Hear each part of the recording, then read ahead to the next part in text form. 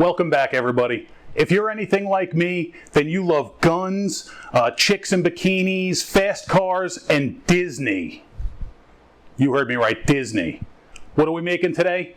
Probably one of the greatest things you could find anywhere at a Walt Disney Park. This is inspired by a Walt Disney Park recipe from the Crystal Palace at the Magic Kingdom. Their puffed French toast.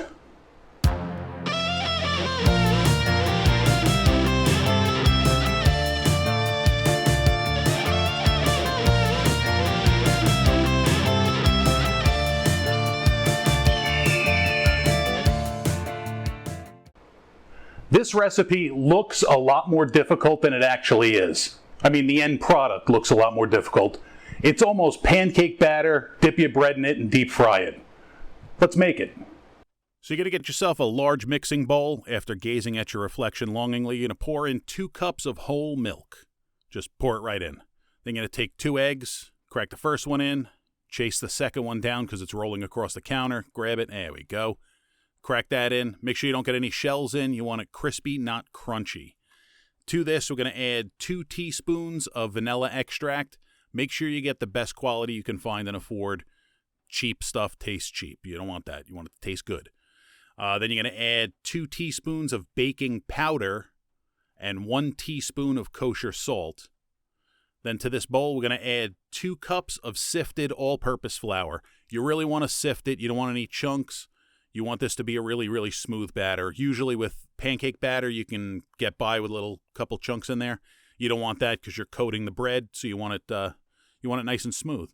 Then as you're mixing, you realize, wait a second, this is a lot thicker than it should be. And you think, and then realize you only added 1 cup of milk when you should have added 2. So you got to stop and get that second cup of milk. Fortunately, this is a pretty forgiving mixture, and you can add the milk and mix it in and it'll be fine. Put the whole thing in. Come on, don't be scared. There we go. And we're going to mix it. You'll see that it starts to come together. Again, this is supposed to be 2 cups of milk. I kind of screwed up, so that's on me. You ever notice when you're making pancakes for your family out of a box of mix, you add too much milk and then it's thin. You got to add powder. You add too much powder and you keep going back and forth. Next thing you know, you're feeding your family of 420 pancakes. Happens every time. Make sure this is nice and thoroughly mixed. Again, you don't want any lumps. You want it to be nice and smooth. Look at the flick of the wrist. Man, I got strong forearms. And once you got the consistency you like, you want it to be able to stick to the bread, not be too loose. So you want it to be able to, the bread to hold it. So once you got that and you're happy with what it looks like, right there, that looks good to me. We're going to put this off to the side and let it rest up a little bit. While we're doing that, we're going to mix up our cinnamon sugar. So in this bowl, there is 1 cup of granulated sugar, and to that, we're going to add 4 tablespoons of cinnamon. Try and get the good ground cinnamon. And then with this tiny whisk that I stole from some hipster up in Brooklyn, I think his name was Bimbish or something like that, snuck in while he was sleeping. You're gonna whisk it up, mix it up. You don't want any clumps of either sugar or cinnamon. Mix it good. You want it nice and even. And if you look up at the top, you're going to see a clump of cinnamon that's going to appear. This is why you want it mixed thoroughly. If you tried dunking in that later on, yeah, see right there? That's not good tasting. You don't want that. You want it nice and mixed. It's supposed to be cinnamon sugar, not just cinnamon or just sugar. So once you got that, you're going to take a pie dish. This is like a, I guess, 8-inch pie dish. You don't want anything with too high of a side. You want it nice and low because you're going to be working. You're going to be dunking the bread in there. So transfer all your batter into that. Scrape it all out. Waste not, want not. And of course, I could have done a better job. So once you have it in the pie dish, get that out of the way. I'm using brioche. You can use any kind of bread. I like the way brioche tastes with this. So that's what I use. You're going to cut it on a diagonal so you got some nice triangles. Then once you have your triangles, you're going to set up your dunking station. Set this up as close to your cooking pot as you possibly can. You don't want to be schlepping drippy bread across the kitchen. So in a 5-quart stock pot, you're going to put about 2 to 3 inches of oil. You're going to heat it up till it's 350 degrees. Ain't quite there yet.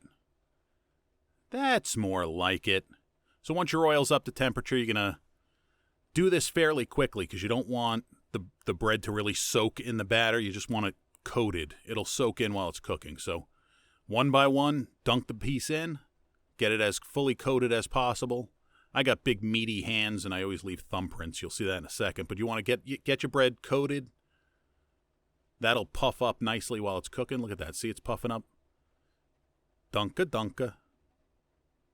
This makes me miss those Dunkaroos. You remember those? Those were good. They brought them back. They were pretty tasty.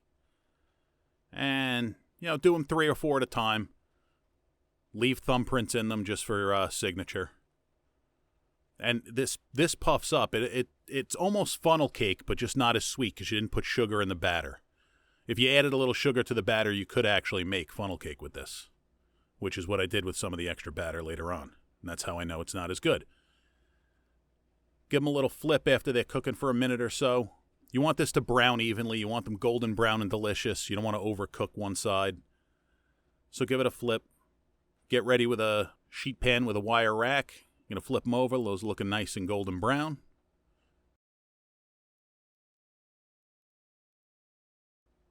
They just want to kiss. They just want to stick together like that. Flip it over. Give it another minute or two.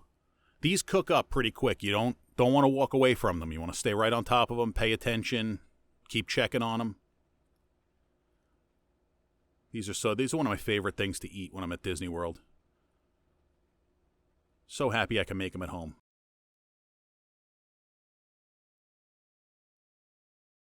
Once you're done, you want to pop them out, get them on that wire rack, let them drip off for a moment. You don't want to let them cool down too much, so you got to kind of act fast. Usually what I'll do is I'll take those out, put the next batch in the fryer, then go and dip them in the cinnamon sugar. You want to get them in the sugar while they're still hot. This way the sugar can stick to it real nice. So one by one, you're going to pick them up. Come on, Raj. There we go. All right, pick it up. Drop it in. Give it a little shaky, shaky. Flip it over. Give it a little shaky, shaky. Pop it out and move on to the next one.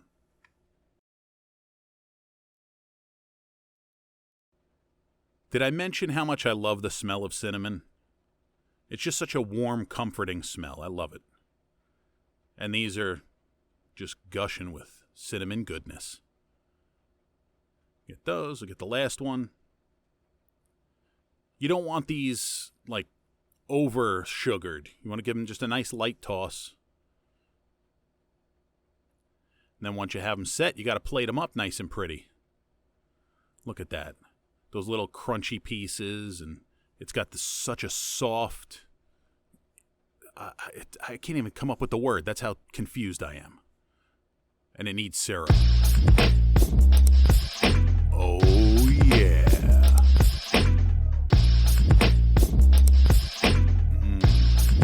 So there you go, folks. Super simple, super delicious. Only one thing left to do, and that's taste this.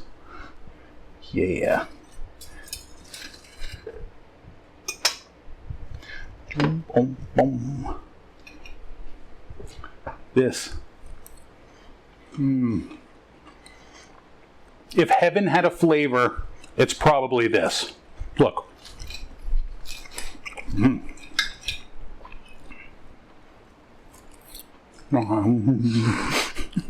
It was literally just like that. That's awesome.